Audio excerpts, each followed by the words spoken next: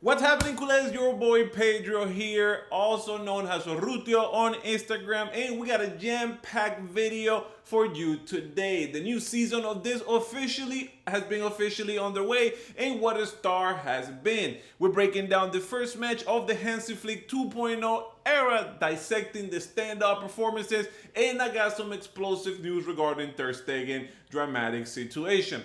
Plus, I'll cover the broadcast issues for this game. I have all the inside scoop you need, so let's get right into it. All right, so the Nouvelle Stadium Kobe will go down in history as the venue for the Barca first match of the 2025-2026 season. Hansi Flick's second season at the helm of Barca promised to be very successful, or even more so than last year.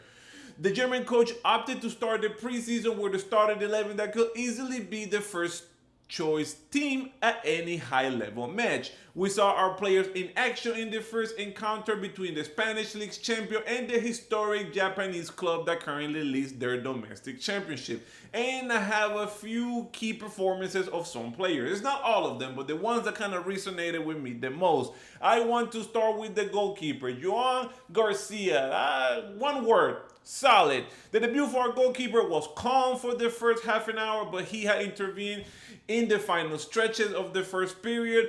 Good for his feet. He made 3 very good saves, showing great confidence and reflexes, and I think he could have done a little bit better in the goal conceded. I mean, he did stop a really good shot after the mistake from Cubarsí, but he did pretty good. I gave him a solid 7. Eric Garcia, goal scorer.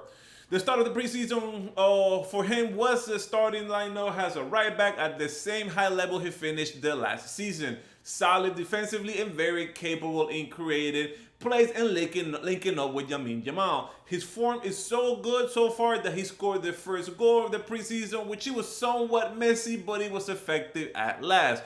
Mind you, playing with Lamine Yamal on, in front of you is very tiring. It's a lot of running, because sometimes you do run past him and he does not give you the ball. So it's just something to keep in mind. Eric Garcia, solid 8. We stay in the defensive side. Pau Cubarsí, inconsistent to say the least. He made a mistake playing out from the back early, but then he settled down, provided some good ball passes, some good distribution. However, he made an error that led to the equalizer in the goal. He made an error that Joan Garcia stopped, but then he rebounded to the opposing player. They hit the ball and went right into the net. So he get a 5 from me. Gavi, dominant. He played as a pivot, very precise in the ball distribution and more than effective in guaranteeing balance. He has more quality than many people think. He barely lost possession and pressed brilliantly. He dominated all aspects of the game and is only going to get better. One thing about Gavi, that he's known in La Liga for committing a lot of fouls. And early on, when he debuted with the first team, he will get a yellow card almost every game. Something that he seems to be able to polish. We'll see. This season is young. I gave him a number 8. Another person that I gave a number 8 was Lamine Yamal, and the word that I have to describe his game was magical. His first 15 minutes were spectacular. It was amazing. His ability to unbalance opponents with passes and dribble, combined with his brilliant runs into the space, chef's kiss. Only a goal was missing enough to give him a perfect, star performance, but he received a lot of pressure from the Japanese defenders. Like, they doubled him a lot. They were keeping an eye on him. Mind you, this is his first game with the number 10. I want to stay on the attacking front. Ferran Torres, I give him one word: tactical. He had very few opportunities, though his movement always created space for his teammates and didn't really shine excessively, nor he have really good chances to score. I'll give him a number 5. Rafinha, the word that I have to describe him was aggressive. The Brazilian made his presence felt with dangerous crosses and shots that narrowly missed. His energy is contagious and he linked up with Balde a few times, always offers hard work and defensive involvement. Now, taking his plate aside, he looks like Ronaldinho 2.0 in his appearance. He's letting his hair grow. He had a headband that kind of looked like Ronaldinho in his best moments, But hey, in the second half, a completely different starting 11 took the field. Chesney, Koundé, Araujo, Christensen, Jofre Torres, Casado, De Jong, Olmo, Bargi, Lewandowski, and Rashford. Three exciting people who debuted from the academy: left back Jofre Torres, the Swedish winger Rooney Bargi, and our signing Marcus Rashford, who started intensively and eager to enjoy himself. For this squad, the few players I have here in mind was obviously Rooney Bargi. The one word I have for him: promising. The Swedish winger showed great confidence in his passes, exhibiting like notable technical skills. He tried to shoot a goal without luck early on, but then the second time he scored big. A fantastic goal from a classic player who's aiming really, really high. An excellent debut for the winger who could be in this tour's big revelation. I gave him a number 9. Marcus Rashford, the one word I have for him is active. The English forward started strong with some really good motivation. Besides linking up with Jofre, he showed that he can also play centrally a little bit. He caused a penalty that the referee did not call. I mean, it was very narrow, and he had a very promising half an hour. Now, there's one pass when Ronnie Bargi scored. He's almost in the half line. He passed it to Lewandowski into the gap. That was an amazing pass. Watch the highlights, especially if you can watch a little bit before Rooney Bargi's goal. That was amazing. I gave him a 7 for him. And Pedro Fernandez, my tocayo. The one word I have for him is stellar. He only played 13 minutes, but his appearance before the other academy players were very significant. Like the levels between him and the other La Masia players, he was definitely high up. He showed flashes of his great talent, a superb goal from a true star, I must say. Flick has a really good eye for detecting talent, especially young talent from La Masia. La Masia has done it again. This midfielder has an incredible future, so definitely let's keep an eye on Pedro Fernandez. He's still very young, and I give him a solid 9.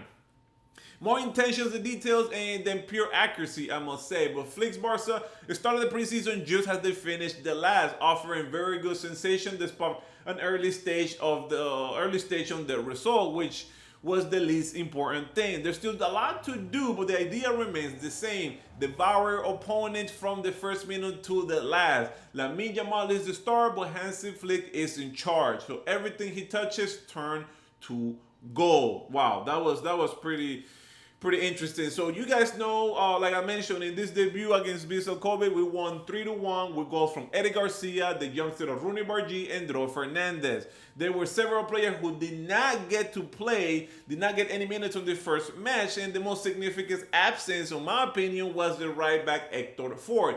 He was relegated to the bench in a clear sign of Hansi Flick's preferences for Eddie Garcia as a starter. Mind you, Jules Koundé was recovering from his quad that he suffered last year, but I think he wanted to try something different. Jules Koundé did play all the second half. Hector Ford played a total of 20 matches for the Barca first team last season and was expected to be Koundé's natural backup for this season. However, Eddie Garcia's strong finish and the strong end of the season has a right back seem to have changed the scenario for this situation. And proof is this. And on the left position, 3 different players show action during this match. We have playing Alejandro Balde, Jofre Torres, and Gerard Martin. Also missing out minutes in this friendly against Vissel Kobe were goalkeeper Iñaki Peña, Diego Cochin, and the cousins. We have two players who are cousins, Tony and Guillermo Fernandez. Not related to Pedro Fernandez to draw. In the midfield, Marc Bernal didn't even get dressed for the match. Like he has not quite received the clear medical following his knee injury that he suffered last season. And he's progressing well with group training, and he could get a green light from the doctors in the start of La Liga. Barcelona will face Seoul FC this Thursday, July 31st, starting at 1 p.m. Spanish time, and I think that's 6 a.m. Eastern time. And we'll see if Hansi Flick give minutes to the players who were left out of the squad in their debut against Vissel Kobe. It is interesting to show how Flick rotates the squad and what his new technical experiences might be as he tries, as he move forward in this preseason. Now, a major development on what seems to send shockwaves through the club and through the fan base, and this is regarding Marc-Andre Ter Stegen. Remember that he decided to publish his statement about his injury and recovery time not only because he felt undervalued by certain people at the club or has a simple act of self-defense, but also has a direct response to a suspiciously that the board of directors have resonated of the same strategy once they use with Frankie de Jong once in a while. I mean, once upon a time. It is known that some time ago, with some intentions to pressuring Frankie de Jong to leave, a board member privately called several journalists. Now, hear this: they went to the Barca offices to ask for their help in their departure. The club objective was none other than to create an environment conductive for the Dutchman to not make him feel value for the team, and make him decide to leave. In addition to fostering false interest from other clubs, the board pleased to the media that they were clear the club's finance and economic survival depended on the sale of that player in particular. Failing to do so will jeopardize the entirety of the financial structure. In this case in particular, the German goalkeeper believed that part of the hashtag Ter Stegen Out campaign was driven from within the club itself. He suspects that in recent weeks, certain journalists have again been asked to act in the same way they did with Frankie de Jong, hoping that this time they get their way. However, now it's not the club's finances that are at risk, but this time it's the registration of Johan Garcia and Marcus Rashford. This is a huge story that goes beyond just a small or big injury, touching on the trust of internal politics at the highest level of the club. So I'm definitely going to keep an eye on following this story very, very close. Now, finally, some other news that emerged for many of our culés, all over the world, but I think mainly in Spain, who they were trying to watch this first match, some serious problems with the broadcast of FC Barcelona debut last night, which caused enormous discomfort among the social base. A long list of technical incidents prevented Barca's fans from enjoying the team's victory against Vissel Kobe for the first test of the 2025-2026 preseason. The presidential candidate Victor Font did not miss the opportunity once again to criticize the board of directors management. Remember, there's going to be an election soon for the Barca president spot. Joan Laporta is our president, but the one person so far who throw their hat in the ring is Victor Font, which is another executive within I don't know if he's an executive or a board member, but he's pretty well known within the Barcelona, behind the scenes. He says that neither for the current management neither foresaw the broadcast incidents nor offered a reasonable justification. He went to add that the good side, being able to enjoy this thing, it just excites everyone. But the bad side is another ridiculous management failure. The technical problems in this match broadcast left thousands of members unable to follow the team normally. Today's excuse, a massive attack with every ridiculous failure. New excuses that doesn't wash. He stated this via social media. Now, from another clan within Barcelona, one called Some on Clan, another opinion from a group critical of Joan Laporta management, the abysmal handling of everything related to the broadcast of the first match of Hansi Flick's team for this season is in question. They say good debut by Barca and another demonstration of the talent of the youngster. The club management and other problems it creates to watch the match are unbelievable.